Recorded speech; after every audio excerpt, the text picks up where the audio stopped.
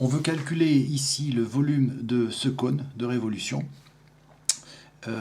Et donc, pour calculer le volume d'un cône, on va utiliser une formule qui ressemble à la formule pour calculer le volume d'une pyramide.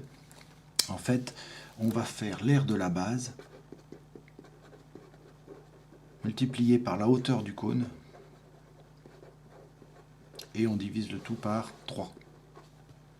Alors, l'aire de la base ici, c'est ça, la base, c'est un disque.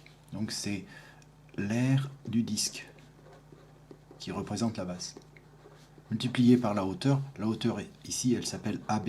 C'est ce qui est en pointillé ici. Ça part du sommet et ça arrive à la base et c'est perpendiculaire. Divisé par 3. L'aire d'un disque, eh ben, c'est pi multiplié par son rayon au carré.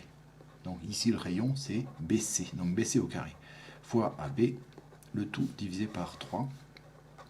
Alors là je calcule, donc pi multiplié par BC qui vaut 4, donc 4 au carré, multiplié par AB qui vaut 8 sur 3.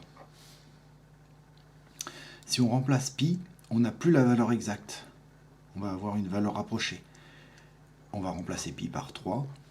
Et si on fait ce calcul-là, 3 fois 4 fois 4, donc 16 fois 8, divisé par 3, on va obtenir une valeur approchée du résultat qui est ici de 128 cm3.